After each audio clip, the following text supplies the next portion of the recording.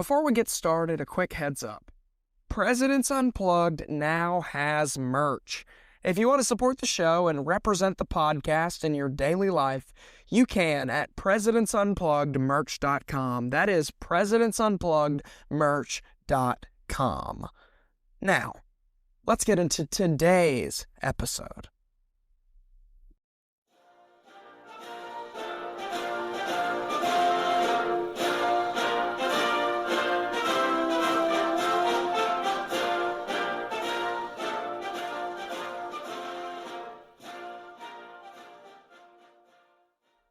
Our story today starts in a classroom when a young boy stands up to speak.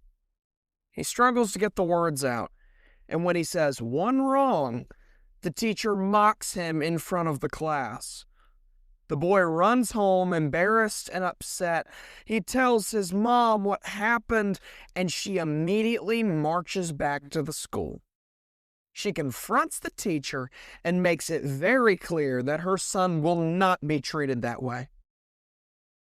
But that moment left an impression on the young boy.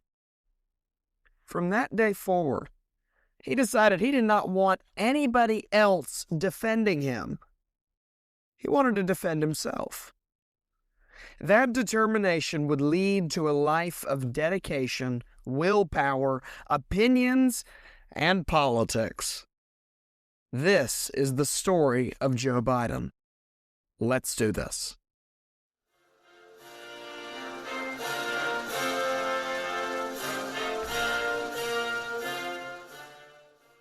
Joseph Robinette Biden was born on November 20th, 1942 in Scranton, Pennsylvania, into a working-class Catholic family. His early life was not filled with wealth or privilege. His family faced financial struggles until he was about 10 years old, which eventually forced them to move. They relocated to Delaware, a place that Biden would identify with for the rest of his life.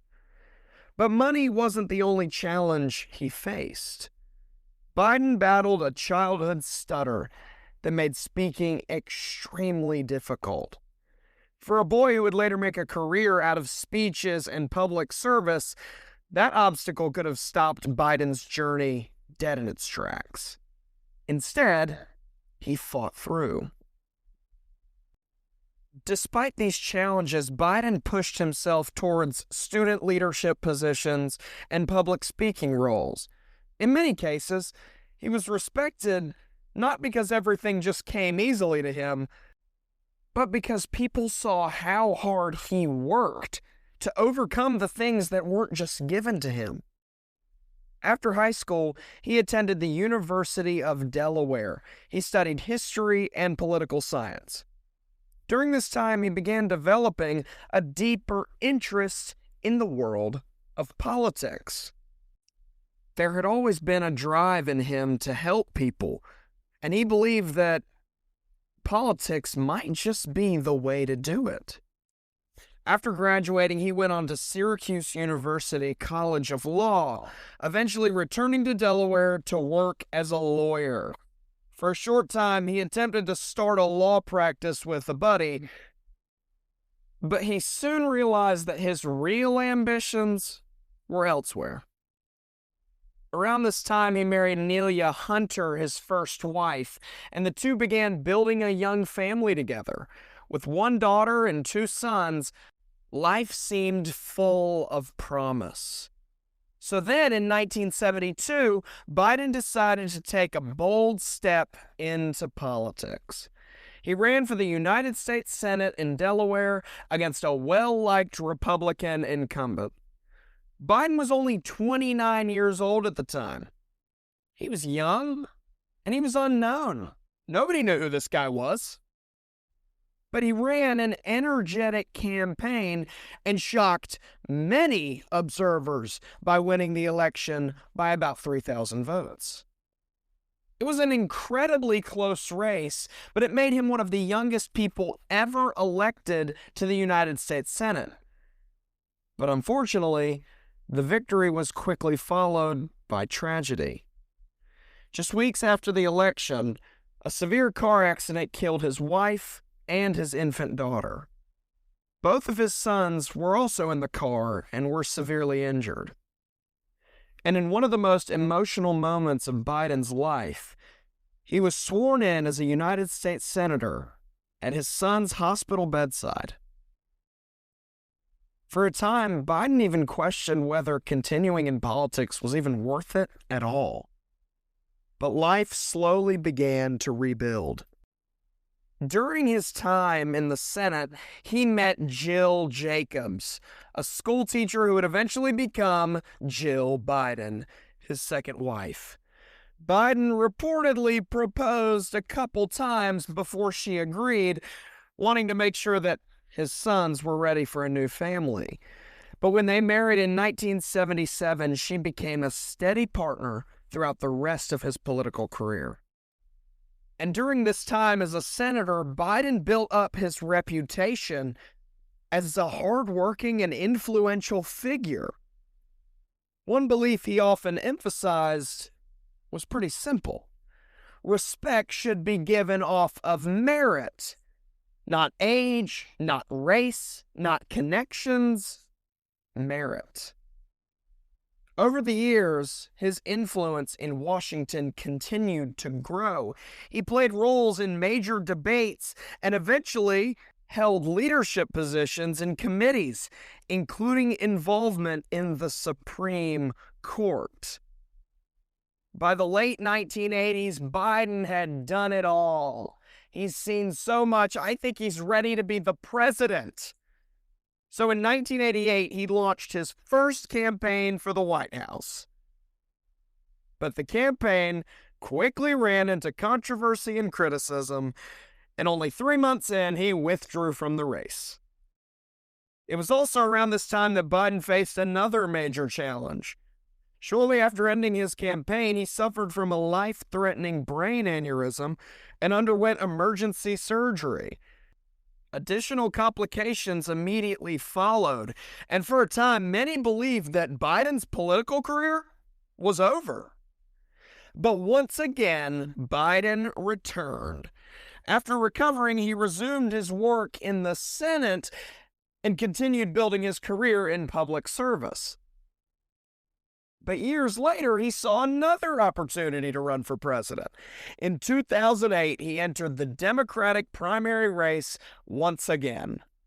But the spotlight that year was focused largely on two other candidates, Barack Obama and Hillary Clinton. Obama, as we talked about earlier in the season, was a really strong speaker, one that could convince rooms in a second. And Hillary Clinton was the former First Lady of the United States. The thing that Obama and Clinton had that Biden didn't was momentum. Biden's campaign really wasn't getting anywhere. And the primaries went kind of how people thought they would. Obama won the nomination. So, he was the Democratic candidate. Why does this matter to Joe Biden at all? Well, here's the deal. Obama did not just leave Biden in the dust. He saw an opportunity. With Obama's newer Democratic shift and Biden's experience, they would make a great team.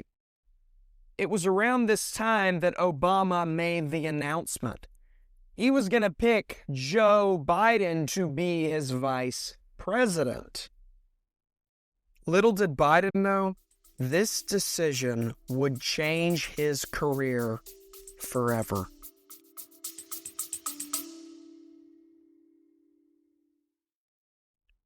Abraham Lincoln was 6'4". Franklin Delano Roosevelt served as president for more than 4,000 days. Those are facts. But here's another fact. The fact that Presidents Unplugged has an Instagram page. If you want updates on the show and announcements about what's coming next, follow us at Presidents_Unplugged. That is Presidents_Unplugged. I'll see you there.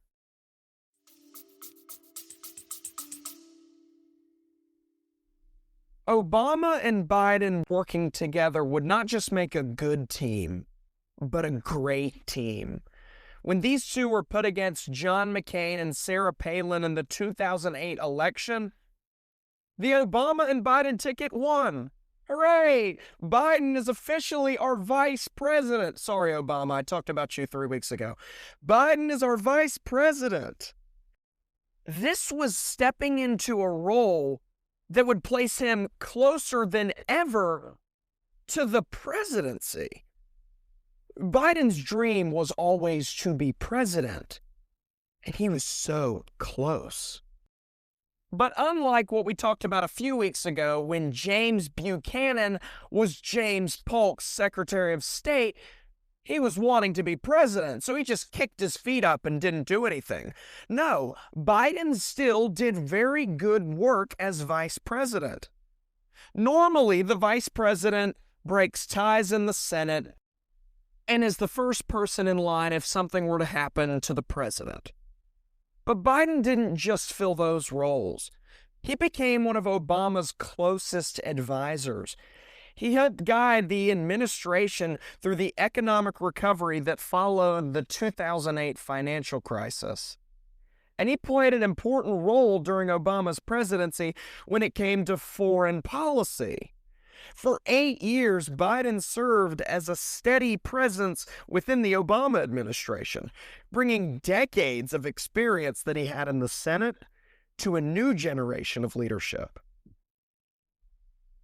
After leaving the vice presidency in 2017, many wondered if Joe Biden's long political career had finally reached its end. He'd already spent nearly half a century in public life. Why not just go for the top office? And he did. In 2020, Biden made one more run for the presidency that he had pursued for decades. In the middle of a deeply divided political climate, and right in the middle of the COVID-19 pandemic, he won the election and was sworn in as the 46th president of the United States. For Joe Biden, the goal he had worked toward for so many years had finally been achieved. But here's the thing. History is never that simple. The presidency itself became one of the most debated chapters of Biden's career. When Biden entered the White House in 2021, he did so at 78 years old, becoming the oldest president in American history at the time. The country was facing enormous challenges. There was foreign affairs issues with Russia and Ukraine. COVID was still going on. There was rising global tensions. These are difficult things for anybody. But Biden did not fully match the expectations that had been built over his decades in public service. Most Americans saw a leader who had finally reached the office he had pursued for much of his life, but who was doing so at a stage in his life where the demands of the presidency were extremely difficult. So many moments from his time in office were often placed under intense public scrutiny. I think it's a great time for a word of the day. Scrutiny. The act of conducting a careful, detailed, and critical examination or investigation of someone or something, often to identify errors or faults. And the effectiveness of aging leaders became a regular part of the national conversation. Whether those concerns were fair or exaggerated, they shaped how Americans viewed the final chapter of his career. Because history teaches us something important with this. We can't judge an entire book by its final chapter. Joe Biden's life in public service stretches across more than half a century. From a young boy in Pennsylvania struggling with a stutter, to the grieving father sworn into the Senate beside his son's hospital beds, to decades of work in Congress, to the vice presidency, and finally to the presidency itself. His story is not simply just one moment, one term in office. It's the story of persistence.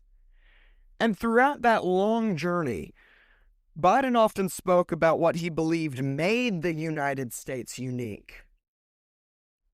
As he once said, "We are America, second to none, and we own the finish line." That belief carried him through tragedy, political defeats, health scares, and the relentless pressure of the national spotlight. As we wrap up today, thank you, Joe Biden. Thank you for your unwavering commitment to our country. Whether it was presidential election losses, whether it was tragedies in your own personal life, or whether it was serious health challenges, you stayed persistent in your goal to fight for what you believed was the greater good of America. Through decades of dedication, you've not only left a mark, but you've left an example. And as Biden himself said, we lead not by the example of our power, but by the power of our example. And that is why Joe Biden is so important. Tune in next Friday as we talk about your questions. Who is my favorite president? What political party has given us the most presidents? And right now, if I had to choose 5 presidents to face an NBA team, who would they be? And what would that game look like? Learn about that and much more next week on Presidents Unplugged. I'm Ty Svensson, and I'll see you soon. God bless.